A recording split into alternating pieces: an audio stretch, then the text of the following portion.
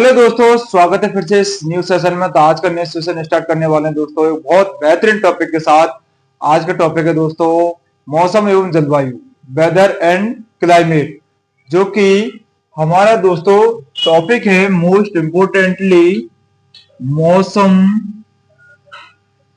एवं जलवायु। मौसम एवं जलवायु, मौसम एवं जलवायु हमारा टॉपिक है दोस्तों वेदर एंड क्लाइमेट।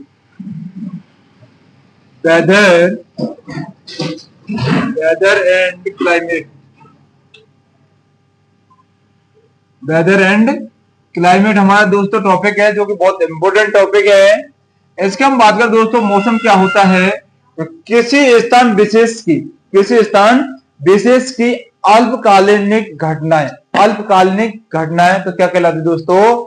मौसम कहलाता है। जैसे कि अभी मौसम कुछ अलग है, थोड़े समय बाद कुछ मौसम अलग है, मौसम चेंज होता रहता है दोस्तों। जलवायु को टाइम लगता है चेंज होने में। तो हम बात कर रहे हैं दोस्तों मौसम की। तो मौसम की यदि डेफिनेशन बनाए दोस्तों, तो डेफिनेशन क्या होगी मौसम की? मौसम या फिर बात करें हम दोस्तों वेदर की, वेदर, मौसम या वेदर की बात करें तो किसी स्थान किसी स्थान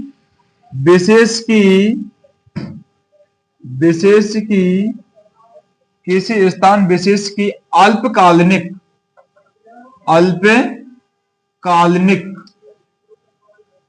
अल्पकालिक वायुमंडलीय दशाएं, वायुमंडलीय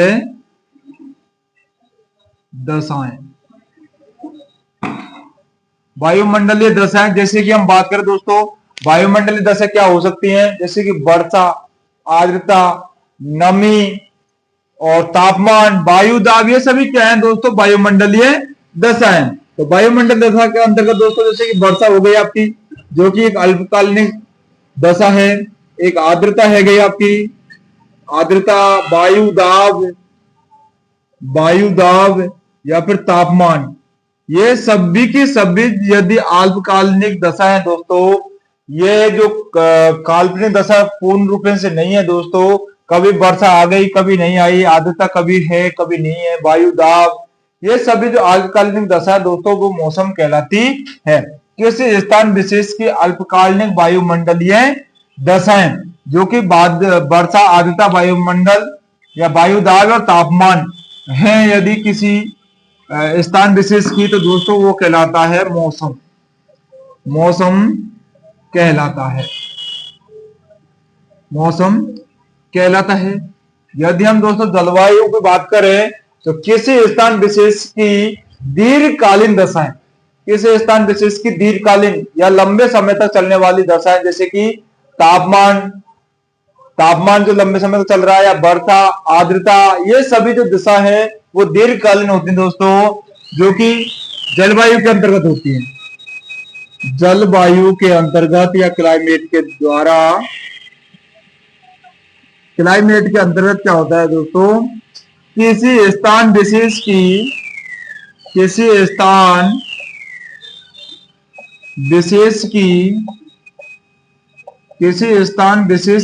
दीर्घकालीन दशाएं, दीर्घकालीन दशाएं, किसी स्थान विशेष की दीर्घकालीन दशाएं, जैसे कि वर्षा, आर्द्रता, वायु दाब या तापमान हो, तो दोस्तों वो कहलाती है आपकी जलवायु। जलवायु कहलाती है।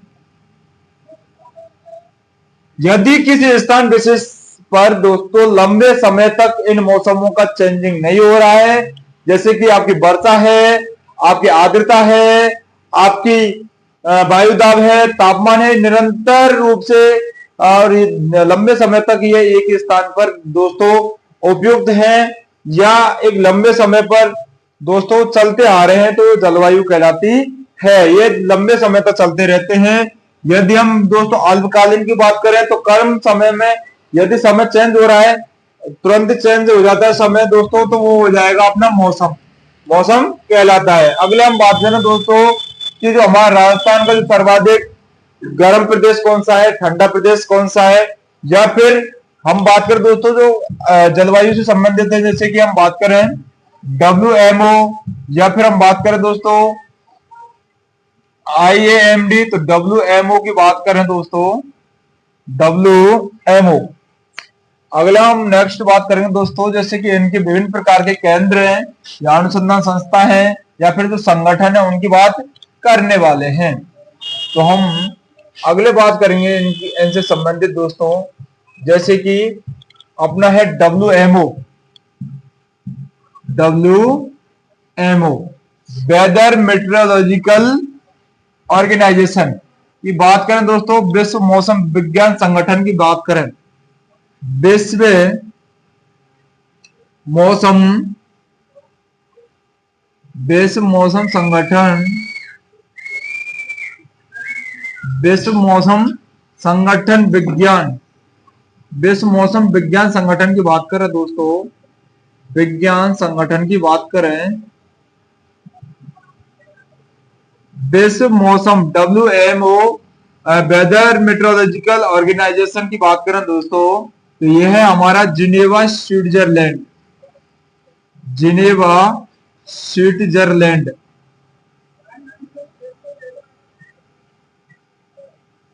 जिनेवा स्विट्जरलैंड में स्थित है और इसकी स्थापना 1951 में की गई।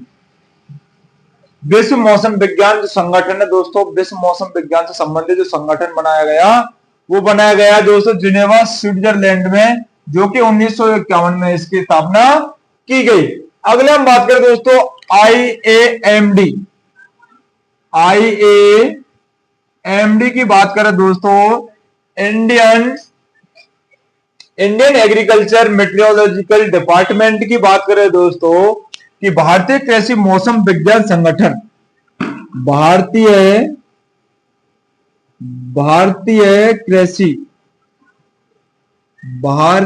कृषि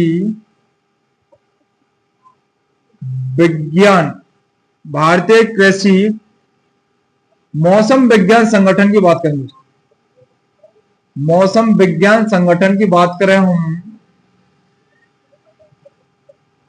संगठन भारतीय कृषि मौसम विज्ञान संगठन की बात करें दोस्तों, तो यह हमारी न्यू दिल्ली में स्थित है दोस्तों, न्यू दिल्ली में स्थित है। और इसकी स्थापना की बात करें तो 1932 में इसकी स्थापना, 1932 में इसकी स्थापना की गई दोस्तों।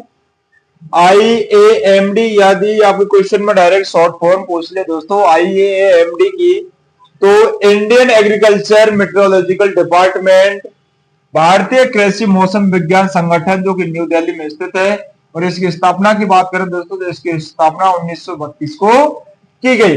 अगले हम बात करें दोस्तों IMD,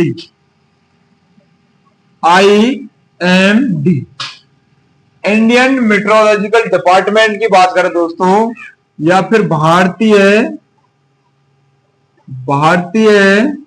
मौसम विज्ञान संगठन,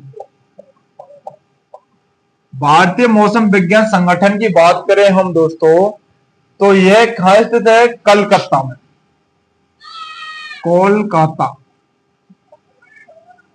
कोलकाता में स्थित है दोस्तों। 1864 से 1889।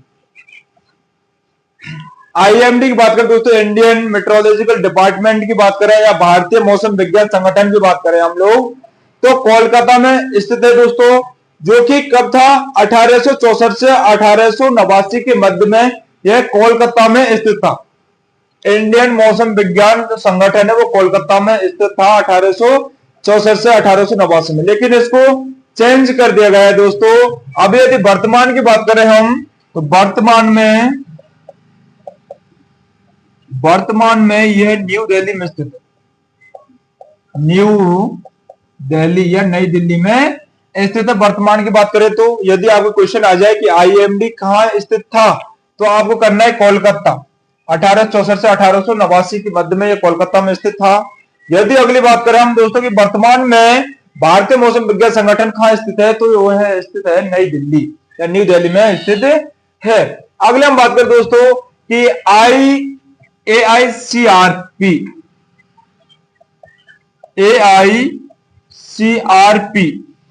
ऑन AM की बात करें दोस्तों, AICRP और AM की बात करें, अखिल भारतीय शस्य मौसम विज्ञान संगठन की बात करें दोस्तों, तो वह कहां स्थित है, वह स्थित दोस्तों हैदराबाद। अखिल भारतीय शस्य मौसम विज्ञान सुधार, अखिल भारतीय शस्य मौसम अखिल भारतीय शस्य मौसम विज्ञान सुधार की बात कर लो, विज्ञान सुधार की बात करें दोस्तों, सुधार परियोजना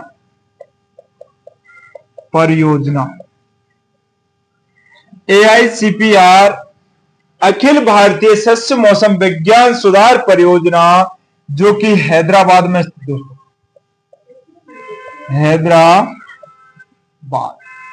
हैदराबाद में स्थित है। यदि इसकी स्थापना की बात करें तो 1983 को इसकी स्थापना हुई, 1983 को इसकी स्थापना हुई थी। अखिल भारतीय शस्य मौसम विज्ञान की, विज्ञान जो सुधार होता है दोस्तों, शस्य मौसम विज्ञान के अंतर्गत सुधार होता है, उस सुधार की बात करें तो वो उसकी जो परियोजना है वो हैदराबाद में स्थित है, जो कि इसकी स्थापना 1983 में की गई। अगले हम बात करेंगे दोस्तों इसके रिवीजन की, तो WMO या वेदर मेट्रोलॉजिकल डिपार्टमेंट विश्व मौसम विज्ञान संगठन जिनेवा स्विट्जरलैंड में स्थित है, जिसकी स्थापना 1951 में की गई। अगले हम बात करेंगे दोस्तों IAMD या इंडियन एग्रीकल्चर मेट्रोलॉजिकल जो डिपार्टमेंट है या भारतीय कृषि मौसम विज्ञान संगठन है, वो नई दिल्ली में स्थित है और इसकी स्थापना की बात करें तो 1932 में इसकी स्थापना हुई थी। अगले हम बात करेंगे दोस्तों कि IMD या इंडियन मेट्रोलॉजिकल जो डिपार्टमेंट है, इंडियन मेट्रोलॉजिकल पूछा है डायरेक्ट इसमें। यदि आप कृषि से पूछे दोस्तों तो वो नई दिल्ली में स्थित है। यदि आपको केवल पूछ रहा है इंडियन मेट्रोलॉजिकल डिपार्टमेंट, तो केवल में आपको संगठन में करना है दोस्तों, कोलकाता में स्थित है। कहां स्थित है, कोलकाता में स्थित था। 1864 से 1889 के मध्य यह कोलकाता में स्थित था, लेकिन प्रेजेंट की बात करें दोस्तों तो वर्तमान में यह न्यू दिल्ली में स्थित है। तो भारतीय मौसम विज्ञान संगठन और भारतीय कृषि मौसम विज्ञान संगठन दोनों कहां स्थित है, न्यू दिल्ली में स्थित है। यदि हम बात करें दोस्तों AICRP on AM Akhil Bharatiya शस्य मौसम विज्ञान सुधार परियोजना है, वह हैदराबाद में स्थित दोस्तों, जिसकी स्थापना 1983 को की गई थी दोस्तों।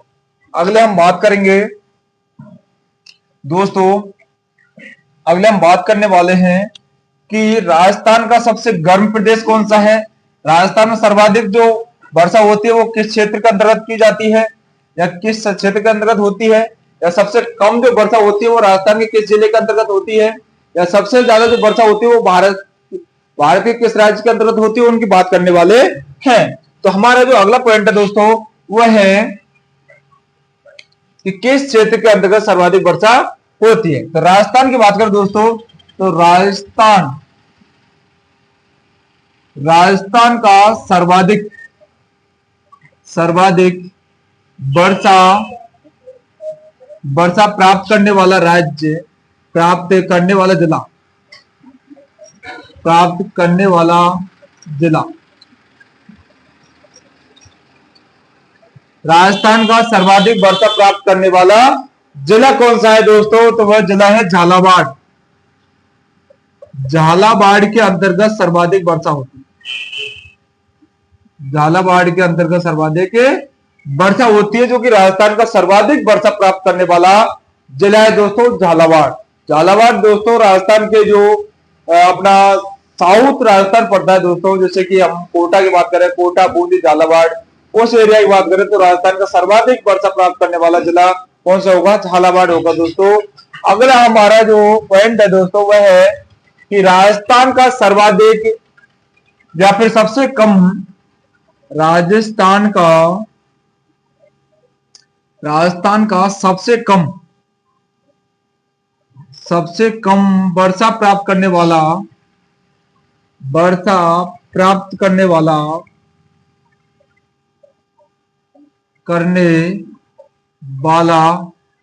जिला। तो राजस्थान का सबसे कम वर्षा प्राप्त करने वाला जिला कौन सा होगा दोस्तों? जैसलमेर। जैसलमेर के अंतर्गत सबसे कम जैसलमेर, क्योंकि दोस्तों जैसलमेर के अंतर्गत सर्वाधिक जो तापमान है वो अधिक होता है और पश्चिमी विक्षोभ के द्वारा वर्षा कम होती है दोस्तों। तो ये पश्चिमी विक्षोभ के अंतर्गत जैसलमेर आता है। जैसे कि हम राजस्थान की बात करें दोस्तों, तो राजस्थान का ये नक्शा मान लो आप, राजस्थान के इस क्षेत्र में ये जैसलमेर स्थित है, इस क्षेत्र में जैसलमेर स्थित है। तो यहाँ पश्चिमी विक्षोभ के कारण जो वर्षा है वो कम होती है। यदि हम झालावाड़ की बात करें दोस्तों, तो झालावाड़ इस क्षेत्र के अंतर्गत है। ये साउथ जो हमारा राजस्थान है, इसके जो मध्य की बात करें तो वो झालावाड़ स्थित है। यदि हम पूर्व की बात करें दोस्तों, तो पूर्व की जो विक्षोभ होता है दोस्तों, उसके अंतर्गत भी सर्वाधिक वर्षा होती है। यदि हम सबसे ज्यादा वर्षा की बात करें दोस्तों, तो यहाँ झालावाड़ हो जाएगा। झालावाड़ में जो सर्वाधिक वर्षा होती है। यदि हम जैसलमेर की बात करें तो सबसे कम वर्षा होती है राजस्थान के जिले में। तो दोस्तों यहाँ से क्वेश्चन आने की संभावना बन जाती है। अगला हम बात करेंगे दोस्तों, अगले हम बात करने वाले हैं दोस्तों कि राजस्थान का जो स्थान की बात करें दोस्तों, राजस्थान का सर्वाधिक जो ऐसा कौन सा स्थान है? राजस्थान का सर्वाधिक वर्षा प्राप्त करने वाला स्थान। क्वेश्चन में ध्यान देना दोस्तों, मैंने पूछा यहाँ पे जिला, क्या पूछा है? जिला। अब की बार मैं क्वेश्चन में पूछ रहा हूँ राजस्थान का सर्वाधिक वर्षा प्राप्त करने वाला स्थान विशेष पूछ रहा हूँ दोस्तों, स्थान विशेष पूछ रहा हूँ, तो अब कंफ्यूजन होने की जरूरत नहीं है दोस्तों। तो यहां हो जाएगा माउंट आबू सुरुई। माउंट आबू सुरुई। यदि स्थान क्वेश्चन में पूछ लिया जाए दोस्तों, तो आपको आज क्वेश्चन पर ध्यान देना है कि राजस्थान का सर्वाधिक वर्षा प्राप्त करने वाला स्थान, ये लास्ट में आपको याद रखना है दोस्तों। तो वो माउंट आबू सुरुई में स्थित है। यदि जिला की बात करें तो झालावाड़ में स्थित है। यदि हम बात करें दोस्तों, चौथा हमारा क्वेश्चन है कि राजस्थान का सबसे कम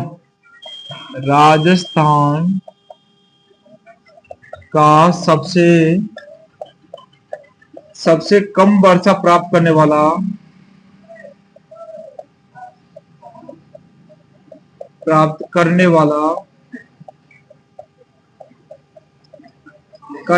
स्थान, राजस्थान का सबसे कम वर्षा प्राप्त करने वाला यदि स्थान की बात करें दोस्तों, तो है हमारी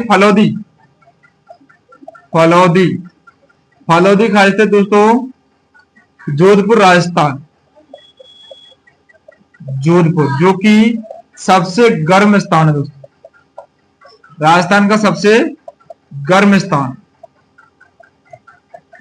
राजस्थान का सबसे गर्म स्थान की बात करें दोस्तों, फलौदी हमारे जोधपुर में स्थित है। यदि राजस्थान का सबसे कम वर्षा प्राप्त करने वाला स्थान है दोस्तों, तो वो है फलौदी जोधपुर। स्थान पूछा दोस्तों, स्थान पे आपको ध्यान देना है। अगला हमारा जो कोई पॉइंट है दोस्तों, वो है विभिन्न स्थानों की औसतन वार्षिक वर्षा। विभिन्न स्थानों की औसतन वार्षिक वर्षा की बात करें दोस्तों, विभिन्न स्थानों की औसतन वार्षिक वर्षा की बात करें कि जो विभिन्न स्थान है हमारे दोस्तों, जैसे भारत की बात करें या विश्व की बात करें या राजस्थान की बात करें दोस्तों, तो विश्व में कितने वर्षा होती है या कितने सेंटीमीटर वर्षा होती है, राजस्थान में कितने परसेंट या कितने वर्षा होती है, भारत में कितने वर्षा होती है, तो उसके हम डिटेल में सारणी से बात करेंगे दोस्तों। विभिन्न स्थानों की औसतन वार्षिक वर्षा, विभिन्न स्थानों की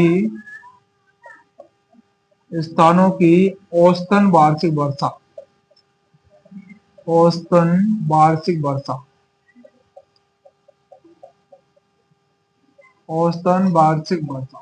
तो विभिन्न स्थानों की औसतन वार्षिक वर्षा की बात करें दोस्तों, तो विभिन्न स्थानों की औसतन वार्षिक वर्षा हम एक सारणी के द्वारा निरूपित करेंगे दोस्तों। ये अपनी एक सारणी है, सारणी में क्रम संख्या जमा देंगे। इधर क्रम संख्या जमने के बाद में हम लिखेंगे दोस्तों स्थान, एक स्थान विशेष, और इधर लिख देंगे हम दोस्तों औसत वार्षिक वर्षा, औसत वार्षिक वर्षा, औसत औसत वार्षिक वर्षा या एमएम में या सेंटीमीटर में रख देते हैं। विभिन्न स्थानों की औसतन वार्षिक वर्षा या क्रम संख्या जमाएंगे, स्थान जमाएंगे, औसत वार्षिक वर्षा एमएम में निरूपित करने वाले हैं। तो क्रम संख्या में 1, 2 और 3 ये क्रम संख्या इसमें निरूपित कर देंगे दोस्तों। यह क्रम संख्या इसमें निरूपित कर दी, और करने के बाद में हम पहला स्थान लेंगे दोस्तों विश्व या वर्ल्ड की। जो यदि बात करें मौसम की या औसत वार्षिक वर्षा की दोस्तों, तो वर्ल्ड में 1100 mm, 1100 mm या 110 सेंटीमीटर, 1100 mm या 110 सेंटीमीटर वार्षिक वर्षा होती है दोस्तों। अगला हम बात करें भारत की दोस्तों, तो भारत में हमारी 1100 से 1200 mm या 110 से 120 mm वर्षा होती है।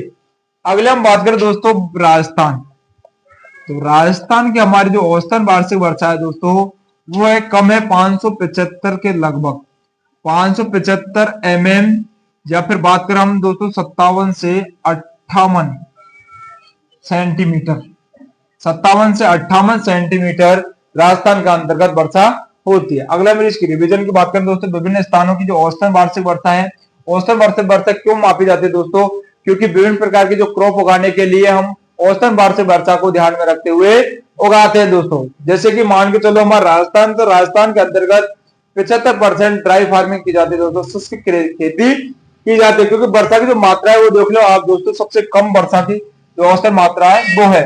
तो अगला हम बात करें दोस्तों इसके स्थान विशेष की या फिर औसतन वार्षिक वर्षा जो एमएम में दे रखी है दोस्तों, एमएम या सेंटीमीटर में।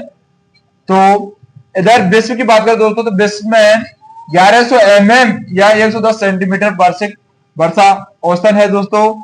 यदि भारत की बात करें तो भारत में 1100 से 1200 mm या 110 से 120 mm नहीं दोस्तों, ये तो सेंटीमीटर आएगा, सेंटीमीटर वार्षिक वर्षा होती है। अगला हम बात करें राजस्थान की, तो राजस्थान में 575 mm या 57 से 58 सेंटीमीटर वार्षिक वर्षा उत्पन्न होती है। इसलिए इधर की जो एरिया है दोस्तों उसमें हम ड्राई फार्मिंग अधिक करते हैं। अगला हम बात करेंगे दोस्तों कि हमारी जो शुष्क खेती है इसमें निरपेक्ष आर्द्रता क्या है, सापेक्ष आर्द्रता क्या है, निरपेक्ष आर्द्रता किसे कहते हैं, सापेक्ष आर्द्रता किसे कहते हैं। बात करने वाले हैं दोस्तों निरपेक्ष आर्द्रता। निरपेक्ष आर्द्रता, निरपेक्ष आर्द्रता क्या होती है, सापेक्ष आर्द्रता क्या होती है। तो निरपेक्ष आर्द्रता को दोस्तों मापा जाता है, इसे ग्राम घन सेमी में, निरपेक्ष आर्द्रता को ग्राम घन सेमी में माप सकते हैं, अथवा ग्राम, इसको ग्राम घन सेमी में अथवा ग्राम घन मीटर में, ग्राम घन मीटर में तथा ग्राम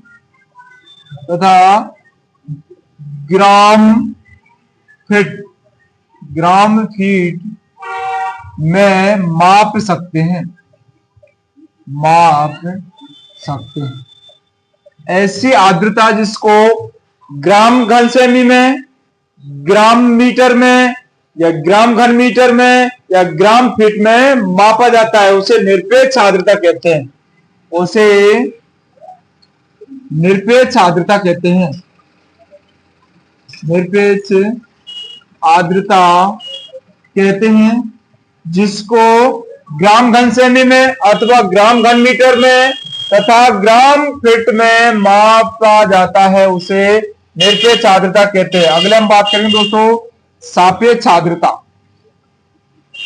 सापेक्ष आर्द्रता को किस में मापा जाता है, क्या होती है सापेक्ष आर्द्रता। तो सापेक्ष आर्द्रता की बात करें दोस्तों तो इसे प्रतिशत में मापा जाता है। इसे केवल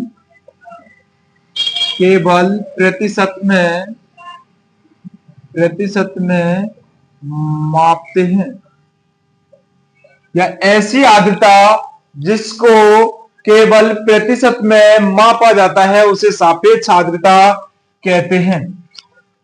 इसे सापेक्ष आर्द्रता कहते हैं। अगले हम बात करेंगे विशिष्ट आर्द्रता क्या होती है। विशिष्ट आर्द्रता, विशिष्ट आर्द्रता, तो विशिष्ट आर्द्रता क्या होती है दोस्तों, विशिष्ट आर्द्रता को ग्राम प्रति केजी में मापा जाता है। ऐसी आर्द्रता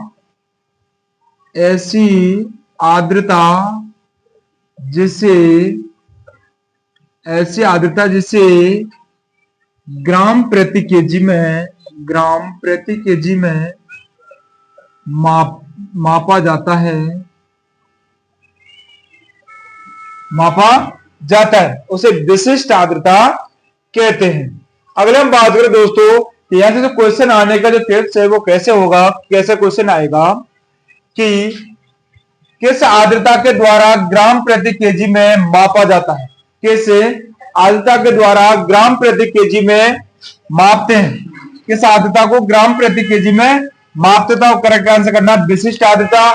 किस आर्द्रता को केवल प्रतिशत में मापा जाता है, तो आपको करेक्ट करना सापेक्ष आर्द्रता। किस आर्द्रता को ग्राम प्रति घन सेमी में अथवा ग्राम घन मीटर में अथवा ग्राम फीट में माप सकते हैं, तो दोस्तों आपको निरपेक्ष आर्द्रता इसका करेक्ट आंसर करना, जो कि ऑप्शनल क्वेश्चन में आपको देखने को मिल जाते हैं। अगले हम बात करें दोस्तों कि राजस्थान में कम वर्षा का कारण क्या है। राजस्थान में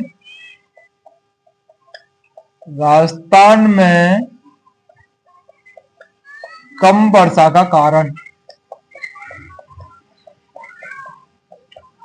राजस्थान में कम वर्षा का कारण क्या है।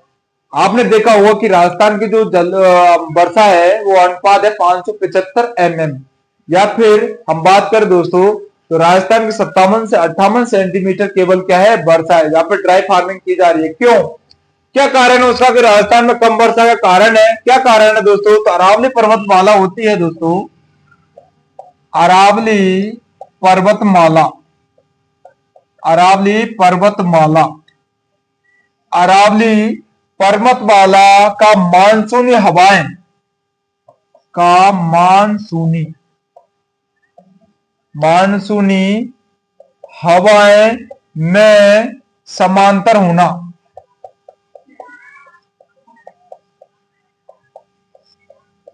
यदि हम बात करें दोस्तों राजस्थान में जो कम वर्षा कारण है वो है दोस्तों अरावली जो पर्वतमाला होती है, हमारी अरावली पर्वतमाला, उसमें मानसूनी जो हवाएं वो समांतर होती है। यदि बात करें हम तो मानसूनी हवाएं जैसे कि जो हवाएं हमारी जो समांतर गति कर रही है दोस्तों वो बिना टकराने के कारण अरावली पर्वतमाला में क्या होती है, जो हवाएं होती है वो समान गति में गति करती है।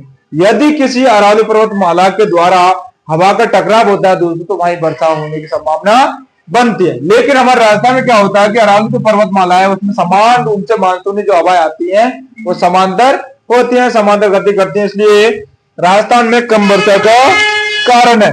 अगले हम बात करेंगे दोस्तों, अगले हम बात करने वाले हैं कि अपने जो जलवायु विज्ञान है, अपने जो जलवायु विज्ञान है उसे उसकी जो डेफिनेशन उसकी बात करेंगे। जलवायु विज्ञान किसे कहते हैं, जलवायु विज्ञान की बात करें तो जलवायु विज्ञान या क्लाइमेटोलॉजी, जलवायु विज्ञान या फिर हम क्लाइमेटोलॉजी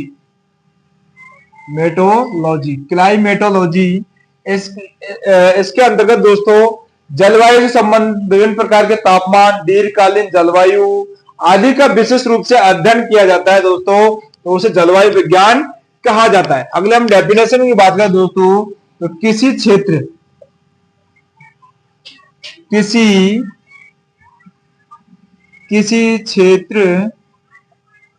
विशेष की, किसी क्षेत्र विशेष की दीर्घकालीन दशाएं, दीर्घकालीन, किसी क्षेत्र विशेष की दीर्घकालीन वायुमंडलीय, वायुमंडलीय, दीर्घकालीन वायुमंडलीय मौसम, वायुमंडलीय मौसम दशाएं का औसत, औसत अध्ययन, औसत अध्ययन, या फिर विज्ञान की वह शाखा जिसके अंतर्गत विशेष प्रकार की दीर्घकालीन वायुमंडलीय मौसम जो दशाएं उनका अध्ययन किया जाता है दोस्तों, जलवायु विज्ञान कहलाती है। अध्ययन करना, अध्ययन करना जलवायु विज्ञान कहलाती है, जलवायु विज्ञान कहलाती है, जलवायु विज्ञान कहलाती है। अगले हम इसकी बात करें दोस्तों कि जलवायु जो शब्द है वो किन शब्दों से मिलकर बना है, और इसका जो उत्पत्ति स्थल या फिर इसका जो दोस्तों शब्द है वो किस भाषा का है। तो जलवायु शब्द, जलवायु यदि शब्द की बात करें दोस्तों तो जलवायु शब्द ग्रीक भाषा का है, ग्रीक भाषा का है, जिसका अर्थ होता है दोस्तों क्लाइमेट। तो क्लाइमेट का इसमें टुकड़े कर देंगे इसको, क्लाइमा, क्लाइमा इसको पृथ्वी, पृथ्वी की ढाल, क्लाइमा मीन्स होता है दोस्तों पृथ्वी की ढाल। या फिर हम बात करें दोस्तों लोगोज, लोगोज, लोगोज मीन्स होता है दोस्तों ज्ञान, लोगोस मीन्स क्या होता है दोस्तों ज्ञान, क्योंकि जलवायु क्लाइमेट, क्लाइमेट को हमने दो भागों में निरूपित कर दिया दोस्तों, क्योंकि ग्रीक भाषा का शब्द है क्लाइमा और लोगोस से मिलकर जलवायु शब्द बना है दोस्तों, क्लाइमा और लोगोस से मिलकर जलवायु शब्द बना है जिसको क्लाइमेट बोला जाता है। क्लाइमा मीन्स होता है पृथ्वी की ढाल, पृथ्वी की एक सतह, और लोगोस मीन्स होता है ज्ञान, पृथ्वी की ढाल का ज्ञान जलवायु विज्ञान के अंतर्गत आता है, क्लाइमेट के अंतर्गत आता है। अगले हम बात करें दोस्तों कि व्यष्टि जलवायु क्या होती है, समष्टि जलवायु क्या होती है, व्यष्टि जलवायु क्या होती है या समष्टि जलवायु क्या होती है, तो इसका हम अध्ययन करेंगे दोस्तों। तो इसमें है जलवायु, हमने पढ़ लिया किस भाषा का शब्द है, जलवायु किसे कहते हैं। अगले हम बात करेंगे इसके जो फर्स्ट है दोस्तों व्यष्टि जलवायु, व्यष्टि जलवायु, व्यष्टि जलवायु। तो व्यष्टि जलवायु या फिर माइक्रो क्लाइमेट, माइक्रो सूक्ष्म क्लाइमेट, माइक्रो क्लाइमेट किसे कहते हैं दोस्तों, पृथ्वी के समीपवर्ती जलवायु पादप, पृथ्वी के जो समीपवर्ती, जैसे मानव की बात करें या फिर जंतु की बात करें या प्लांट की बात करें, तो उनके अंतर्गत यदि अध्ययन किया जाता है दोस्तों व्यष्टि जलवायु, जो कि एक निम्न स्तर पर पाई जाती है दोस्तों। जैसे कि हम निम्न जो पादप की बात करें या फिर इसकी डेफिनेशन की बात कर लेते हैं दोस्तों पहले, कि पृथ्वी के समीपवर्ती, पृथ्वी के समीपवर्ती, समीपवर्ती, पृथ्वी के समीपवर्ती जलवायु, जलवायु, जलवायु जैसे कि पादप व जंतु, जंतु का निवास, निवास हो, ऐसी जलवायु को, ऐसी जलवायु को, ऐसी जलवायु को व्यष्टि जलवायु कहते हैं, व्यष्टि जलवायु कहते हैं। पृथ्वी के समीपवर्ती जलवायु जैसे कि पादप व जंतु का निवास हो, ऐसी जलवायु जिसके अंतर्गत पादप जीव जंतु व मानव का निवास हो, जो कि जमीन से समीपवर्ती हो, ऐसी जलवायु को व्यष्टि जलवायु कहते हैं, जो कि क्लाइमेट के अंतर्गत आती है। अगले हम बात करेंगे दोस्तों समष्टि जलवायु क्या होती है। व्यष्टि और समष्टि दो एक जलवायु है दोस्तों। व्यष्टि जलवायु या फिर macro, macro climate, macro climate क्या होता है दोस्तों? समष्टि। समष्टि के अंतर्गत क्या होता है दोस्तों? पृथ्वी की सतह से कुछ मीटर दूर की जलवायु। पृथ्वी की जो पृथ्वी की सतह से समीपवर्ती तो आपकी हो जाएगी व्यष्टि जलवायु, लेकिन पृथ्वी के कुछ मीटर दूर की जलवायु है, कुछ मीटर ऊंचे की जो जलवायु है वो दोस्तों समष्टि जलवायु कहलाती है। तो की सतह से, पृथ्वी की सतह से कुछ मीटर दूर, कुछ मीटर दूर की जलवायु, कुछ मीटर दूर की जलवायु समष्टि जलवायु कहलाती है। समष्टि जलवायु कहलाती है। समष्टि जलवायु कहलाती है। पृथ्वी से कुछ मीटर दूर की जो जलवायु है, कुछ मीटर ऊंचे की जलवायु है, वो समष्टि जलवायु कहलाती है। तो दोस्तों हमारी जलवायु उसके दो प्रकार है, समष्टि और व्यष्टि, जो कि कंप्लीट हो चुके हैं। अगले हम बात करेंगे दोस्तों, अगला जो हमारा पॉइंट है वो है दोस्तों मानसून। मानसून जो हमारा अलग टॉपिक है, अगला पॉइंट है, उसकी बात कर लेते हैं हम। मानसून। मानसून मानसून क्या है दोस्तों? यदि हम मानसून की बात करें तो मानसून एक मौसमी पवन है दोस्तों। मानसून एक मौसमी पवन है जो कि हर बार बदलता रहता है, हर ऋतु में बदलता रहता है। अगले हम इसकी बात करें दोस्तों तो यह मानसून जो शब्द है वो अरबी भाषा का शब्द। किस भाषा का शब्द है दोस्तों? अरबी भाषा का शब्द है जो कि मानसून है दोस्तों। अगले हम इसकी बात करें डेफिनेशन की, तो मानसून बेमौसमी बेमौसमी पवन, पवन जो बेमौसमी पवन जो शीत ऋतु में, जो शीत ऋतु में महाद्वीप महासागर, महाद्वीप या महासागर, महाद्वीप या महासागर की ओर वह ग्रीष्म ऋतु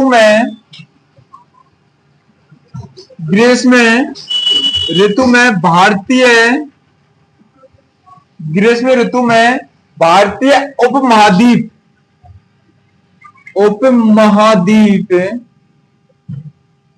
भारतीय उपमहाद्वीप की जलवायु, भारतीय उपमहाद्वीप की जलवायु मानसून है। मानसून है। अतः भारतीय कृषि को मानसून का अतः भारतीय कृषि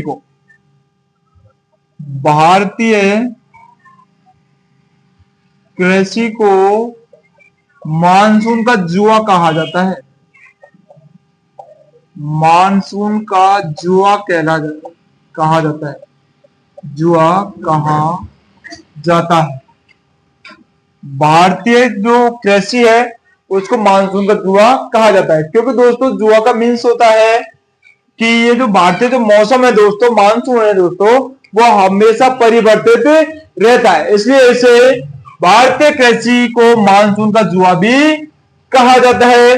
अगले हम बात करें दोस्तों बेमौसमी पवनें जो शीत ऋतु में महाद्वीप महासागर की ओर, शीत ऋतु में महाद्वीप जो महासागर है उसकी ओर गति करेंगी, या ग्रीष्मकालीन में या ग्रीष्म ऋतु में भारतीय उपमहाद्वीप की जलवायु होती है, उसे दोस्तों मानसून कहा जाता है। क्या कहा जाता है? मानसून कहा जाता है। यदि हम मानसून शब्द की बात करें दोस्तों तो मानसून शब्द हमारा है दोस्तों अरबी भाषा का, अरबी भाषा का।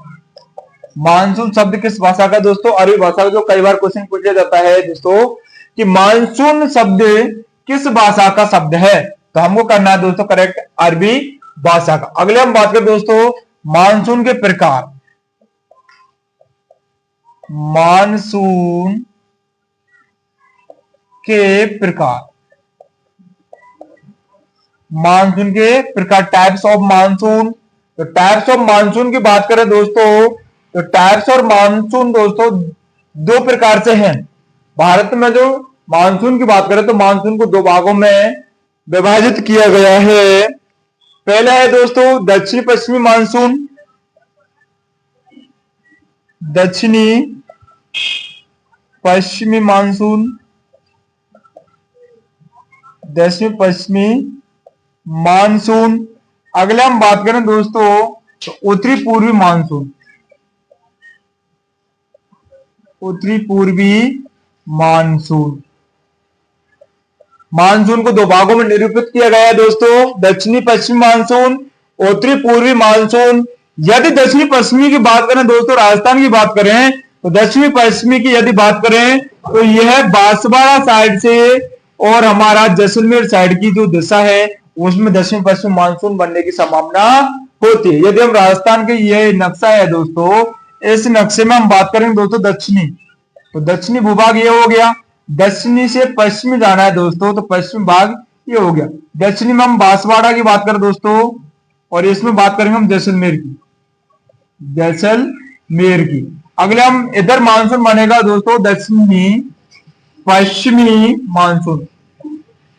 दक्षिणी पश्चिमी मानसून बन जाएगा इधर इस एरिया में। अगले हम बात करते दोस्तों उत्तरी पूर्वी मानसून, तो उत्तरी इधर गया और पूर्वी इधर गया।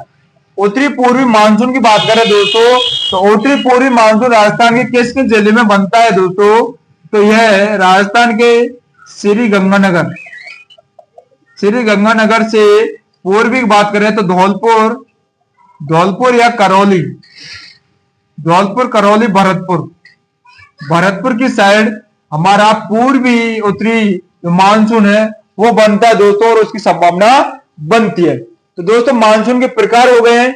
मानसून के प्रकार के बाद हम पढ़ने वाले हैं दोस्तों कि दक्षिणी जो पूर्वी मानसून है या दक्षिणी पश्चिमी जो मानसून है या उत्तरी पूर्वी मानसून है, इसको कितने भागों में निरूपित किया गया है और कौन कौन से मानसून होते हैं और कौन कौन सी फसलें इस एरिया के अंतर्गत उगाई जाती है, उसके हम नेक्स्ट टॉपिक में बात करने वाले हैं। आगे हम पढ़ने वाले हैं दोस्तों कि जो हमारा दक्षिणी पूर्वी दक्षिण पश्चिम मानसून है या फिर उत्तरी पूर्वी मानसून है वो कब प्रारंभ होता है और राजस्थान के किस क्षेत्र से प्रवेश करता है या भारत के किस क्षेत्र से प्रवेश करता है, वो आगे हम पढ़ने वाले हैं डिटेल में।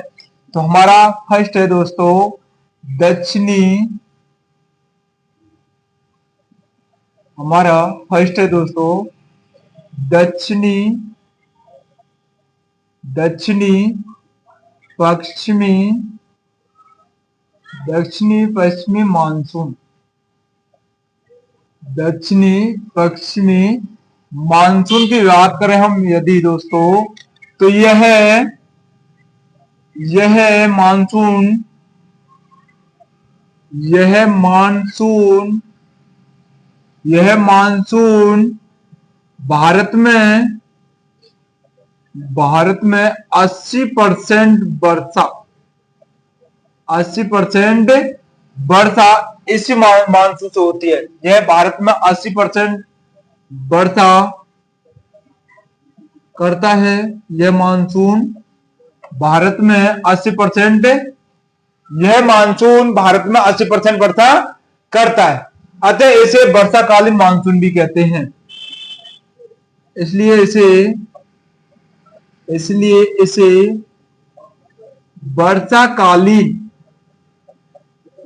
वर्षाकालीन मानसून भी कहते हैं, मानसून भी कहा जाता है,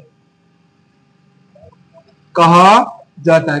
किस मानसून को? दक्षिणी पश्चिम मानसून को वर्षाकालीन मानसून भी कहा जाता है, क्योंकि दोस्तों भारत में 80% जो वर्षा होती है दोस्तों वो दक्षिणी पश्चिम मानसून के द्वारा ही होती है। दक्षिण पश्चिम मानसून के द्वारा ही भारत में 80% वर्षा होती है, इसलिए इसे वर्षाकालीन मानसून भी कहा जाता है। अगले हम इसकी बात करें दोस्तों, तो यह भारत में कब प्रवेश करता है, तो यह 1 जून को, यह 1 जून को भारत के केरल में, यह 1 जून को केरल के तट से भारत, केरल के तट से भारत में प्रवेश करता है, भारत में प्रवेश करता है। यह मानसून 1 जून को प्रारंभ में यह मानसून केरल के तट से भारत में प्रवेश करता है, और मध्य जुलाई तक पूरे भारत में छा जाते हैं बादल। वे मध्य जुलाई तक, वे मध्य या मिडिल जो जुलाई है दोस्तों, मध्य जुलाई तक संपूर्ण भारत में प्रवेश कर जाता है, संपूर्ण भारत में प्रवेश, संपूर्ण भारत में प्रवेश कर जाता है। यह मानसून दक्षिणी पश्चिमी मानसून है। ये 1 जून को केरल के तट से भारत में प्रवेश करता है और मध्य जुलाई तक जो संपूर्ण भारत में प्रवेश कर जाता है। अगले हम बात करें दोस्तों कि 17 से 18 जून राजस्थान में, 17 से 18 जून को, 17 से 18 जून को झालावाड़,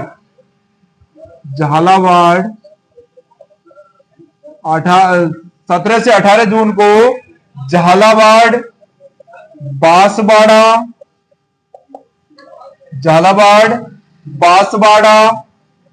बांसवाड़ा से राजस्थान में प्रवेश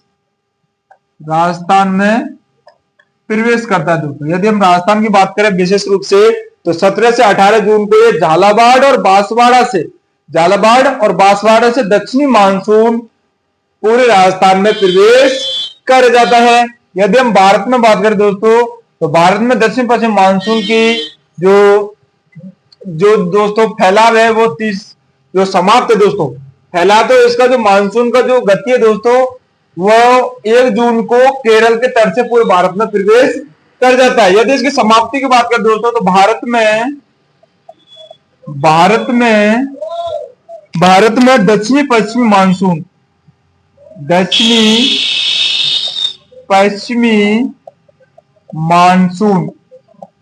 भारत में दक्षिणी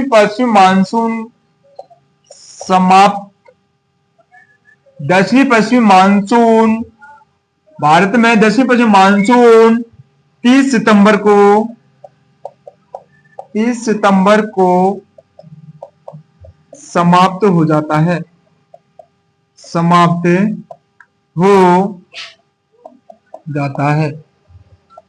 भारत में दक्षिण पश्चिम मानसून 30 सितंबर को समाप्त हो जाता है। यदि आने की संभावना पूछे दोस्तों, तो 1 जून को इसमें केरल के तट से ये प्रवेश करता है। 17 से 18 जून को झालावाड़, बांसवाड़ा से प्रवेश करके राजस्थान में फैल जाता है। अगले हम बात करें दोस्तों, तो इसकी जो शाखा है, वे शाखा है दोस्तों दक्षिण पश्चिमी मानसून की शाखा है, दक्षिणी पश्चिमी मानसून की शाखाएं,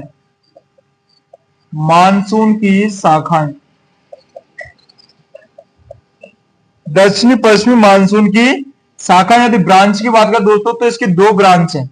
दक्षिणी पश्चिमी मानसून की 2 शाखा है जिनके द्वारा पूरे भारत में यह मानसून प्रवेश करता है। तो अरब सागरीय शाखा है, अरब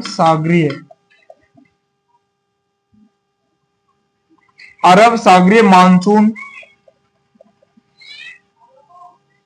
और दूसरा है दोस्तों अरब सागरीय मानसून और बंगाल की खाड़ी मानसून, बंगाल की खाड़ी और अरब सागरीय मानसून। तो अरब सागरीय मानसून के द्वारा दोस्तों दक्षिण पश्चिम जो मानसून है उसमें अरब सागरीय मानसून से 80% वर्षा होती है, 80% वर्षा दोस्तों अरब सागरीय मानसून से होती है। और बंगाली खाड़ी की बात करें तो 20% वर्षा बंगाल खाड़ी से और 80% वर्षा होती है दोस्तों अरब सागरीय मानसून के द्वारा, 80% वर्षा होती है दोस्तों। अगले हम बात करने वाले हैं दोस्तों हमारा जो मानसून है उत्तरी पूर्वी मानसून, उत्तरी पूर्वी मानसून की बात करेंगे हम। तो उत्तरी पूर्वी मानसून कब प्रवेश करता है दोस्तों? यह प्रवेश करता है दोस्तों जो सर्दियों में बरसात होती है वो उत्तरी पूर्वी मानसून के द्वारा होती है दोस्तों। सर्दियों में यदि वर्षा होती है या पूर्णवृत्ति होती है दोस्तों, वो उत्तरी पूर्वी मानसून के द्वारा होती है। तो हम अगले बात करेंगे दोस्तों उत्तरी पूर्वी मानसून। उत्तरी पूर्वी मानसून, उत्तरी पूर्वी मानसून की बात करें दोस्तों, तो उत्तरी पूर्वी मानसून यह जो हमारा उत्तर में जो पंजाब है, और यदि हम बात करें पूर्व, तो दोस्तों पूर्व मेघालय साइड के जो एरिया होते हैं उसके द्वारा ये उधर की साइड से मानसून की जो संभावना है वो भारत में प्रवेश करती है। तो इसे दोस्तों क्या कहा जाता है, इसे पूर्वानुव्रति, पूर्वानुव्रति मानसून, मानसून या शीतकालीन मानसून कहा जाता है। शीतकालीन मानसून कहा जाता है। उत्तरी पूर्वी मानसून को पुनरावृत्ति मानसून या शीतकालीन मानसून कहा जाता है। पुनरावृत्ति क्यों कहा जाता है दोस्तों, क्योंकि इसकी जो पुनरावृत्ति दोबारा निर्माण हो रहा है किसका, मानसून का, किसके द्वारा, उत्तरी पूर्वी मानसून के द्वारा, जो कि दोबारा से जो मानसून बनाया जा रहा है या वर्षा की जा रही है दोस्तों, वो की जा रही है उत्तरी पूर्वी मानसून के द्वारा। इसलिए इसे पुनरावृत्ति मानसून भी कहा जाता है, शीतकालीन मानसून कहा जाता है। यदि आपके क्वेश्चन में आ जाए दोस्तों कि शीतकालीन मानसून कैसे कहा जाता है, तो वह उत्तरी पूर्वी मानसून को शीतकालीन मानसून भी कहा जाता है। अगला हम इस पॉइंट की बात करें दोस्तों, तो भारत में कुल वर्षा का 20% भाग, भारत में कुल जो टोटल वर्षा होती है दोस्तों, भारत में टोटल वर्षा का 20% भाग उत्तरी पूर्वी मानसून से होता है। उत्तरी पूर्वी मानसून से होता है, मानसून से होता है। 20% भुगतान है दोस्तों वर्षा का, वो उत्तरी पूर्वी मानसून के द्वारा किया जाता है भारत में। अगले हम बात करेंगे दोस्तों, तो यह प्रवेश कब करता है, यह प्रवेश करता है दोस्तों 15 नवंबर के समथिंग। यह मानसून भारत में, यह मानसून भारत में 15 नवंबर से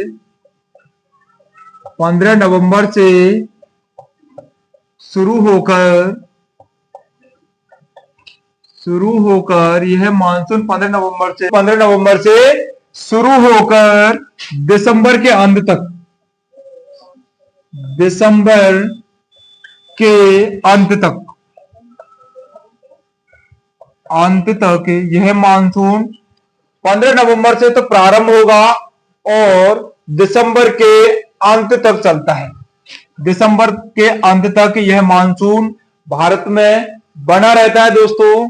अगले हम बात करें दोस्तों कि जो भारत में कुल वर्षा का 20% हिस्सा इसका होता है। अगले हम इसके बात करेंगे कि दक्षिणी जो भारत है, दक्षिणी भारत में या फिर दक्षिणी पश्चिमी मानसून है, दक्षिणी पश्चिमी मानसून, दक्षिणी जो पश्चिमी मानसून है दोस्तों, वो भारत के दक्षिणी पश्चिमी मानसून भारत के आंध्र प्रदेश, दक्षिणी पश्चिमी मानसून भारत के आंध्र प्रदेश एवं तमिलनाडु,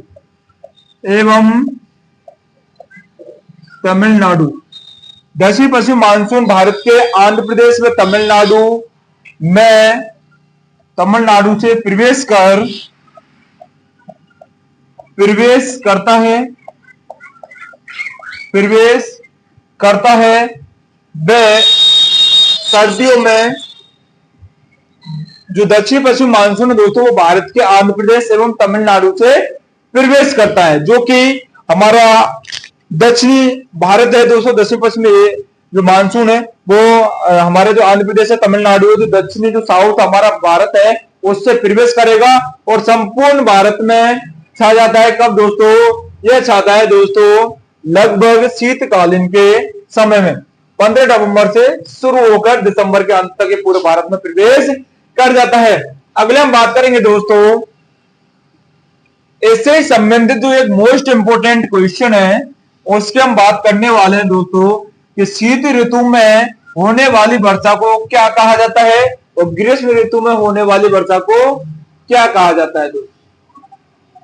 तो हम बात करने वाले हैं दोस्तों कि शीत ऋतु में शीत ऋतु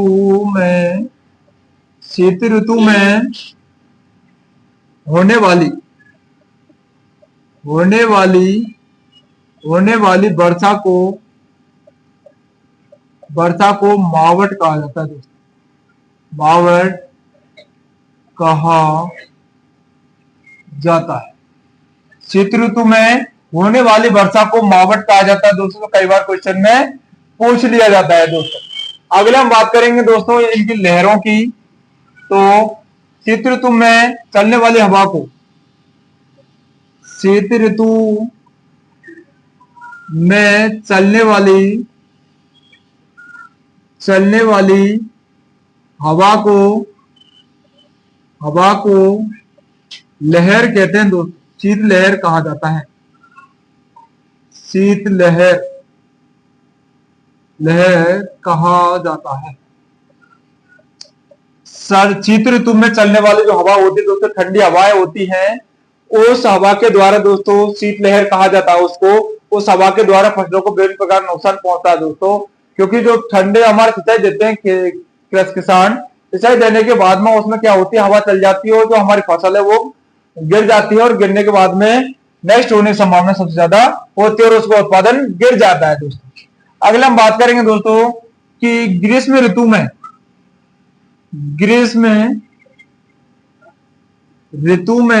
चलने वाली हवा को